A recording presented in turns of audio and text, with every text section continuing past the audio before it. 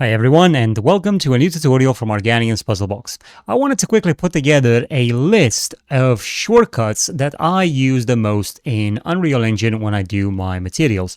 This is a list that comes in from one of you from the community called Damian Ramirez mainly, and I've also added some of my own shortcuts as well as some others that I found along the way. So I think these will help you tremendously if you are a beginner in Unreal Engine, so stay tuned and watch it. And if you want to support the channel, consider taking a look at my Patreon. So let's have a look in our material. We have in here a very basic material shader. Now, one thing that you want to do, for example, you want to add vectors like this. This is a vector 3, which gives you a color, and it can also be used as a position and so on. But what we're going to do, in order for us to spawn this in, we're going to actually press V on the keyboard and left click. And this will bring in a vector parameter, which means that we can also name it to whatever we want, and then we can use it in our material instance. If we want to get only the one node of this, one constant, then what you can do is hold 1 on the keyboard and press left click, and this will give you a constant of 1. Then you can hold 2 and press left click, and this will give you 2. And then you can hold 3, that will give you 3, which is kind of the same thing as what we did here, this vector, but obviously it's not a vector parameter, it's just simply a vector 3.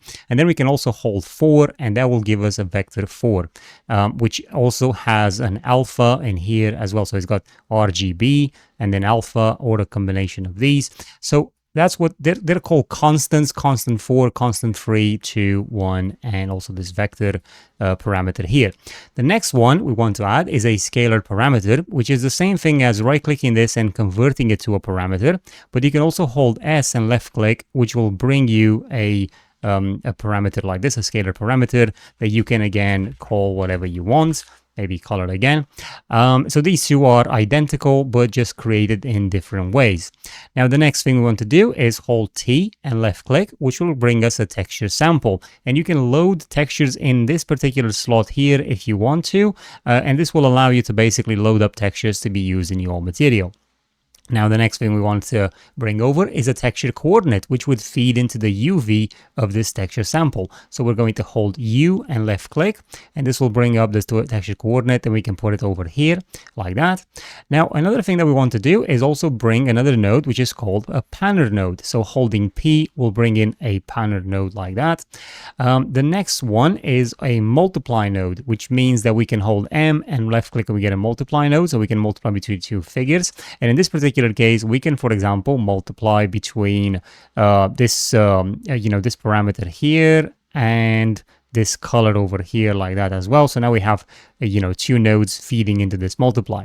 We can also hold S, again, actually not S, because if you hold S, that would bring a scalar parameter. I was thinking of subtract, but that's not the case.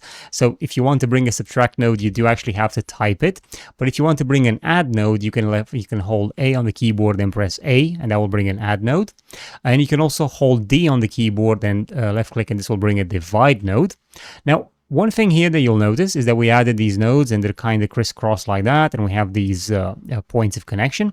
If we select all these 3 nodes and we press Q on the keyboard, this will straighten those connections. So for example, if we take all of this like that, and maybe we take this multiply over here, I don't know, we're just basically going to just connect a bunch of random nodes like that, just for me to show you some stuff that can happen. So for example, you have them like that, which is just a jumble up, right? But you want to set them up straight. So you're just going to select everything and press Q, but then this happens, right? So what you want to do is you want to basically create a little bit of, like a bit of distance between them. Now, let's say you want to straighten all of these, so you can press Q, and then you can have this like that, which will then mean that your graph is going to look a little bit better by just as an holding Q, pressing Q on the keyboard. But now, one other thing that we have in here is how do we move these connections very easily. So for example, holding a Ctrl on the keyboard, you can left click and take this connection, and now we can plug it, for example, over here like that. Okay, now you can also hold Ctrl and left click and bring it from here and put it into this position like that. Now, another thing that we could do here is, for example, Alt left clicking on this, which will kill that connection, and you can do this anywhere, like Alt left click anywhere, and will on these points when you see them selected like that, and that will kill them off.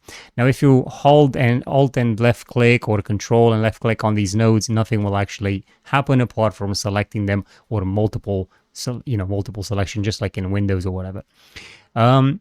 But there's some other things in here as well. Like in this connection here, we can double click it, and this will add a reroute node, which will allow us to basically move this wire to go through different kind of shapes. So again, that's very useful for you to keep a more interesting flow and a more visually appealing flow.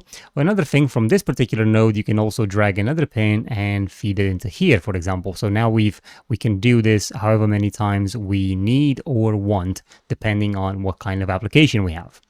Another thing that we can do is we can, for example, select this node, and we can press Ctrl D, which will then duplicate the node very easily for us. So then we can move around and just, play around with it. And maybe we need two different, the same node twice, or for whatever reason, right?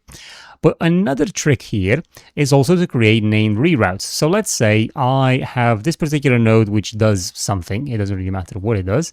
And I want to plug it over into the UVs here, but rather than doing something like this, right? Or, for example, taking this entire cluster here and moving it here or something like that, I could use a named reroute, which what it means is if I left click and drag out, I can actually type in add named reroute declaration node, and we could call this UV input as an example.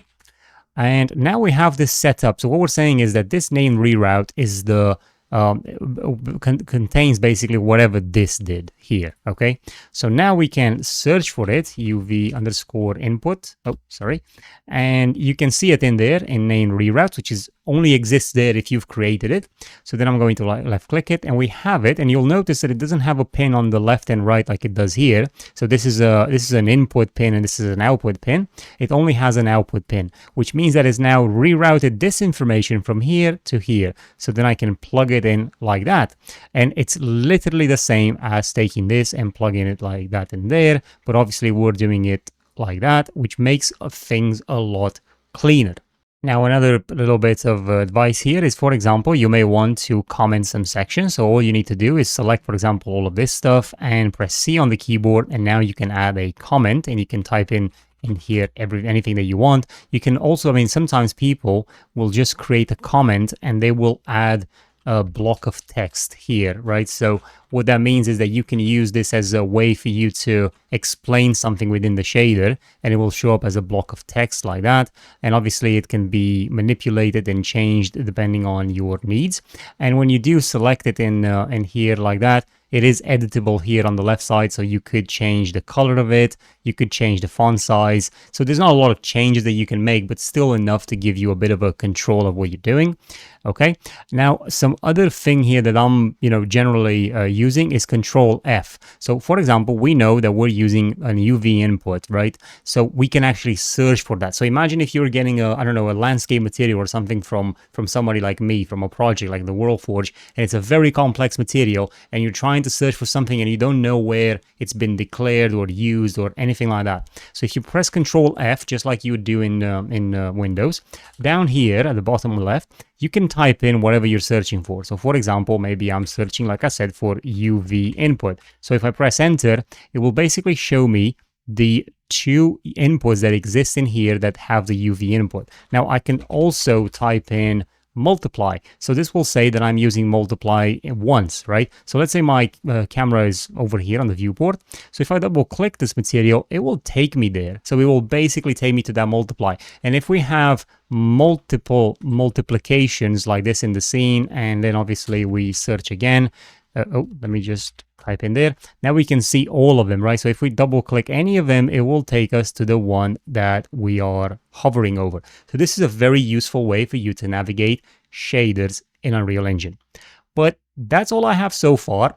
Please feel free to leave a comment and like and subscribe. I would love to hear the shortcuts that you guys are using in material shaders or blueprints, so I can then make another video and basically share with everybody else. So feel free to do that. Please feel free to have a look at my Patreon projects, on my fab projects, and for the price of a coffee on Patreon, you can get access to all of the projects that I have on offer. So I'll see you guys in the next tutorial.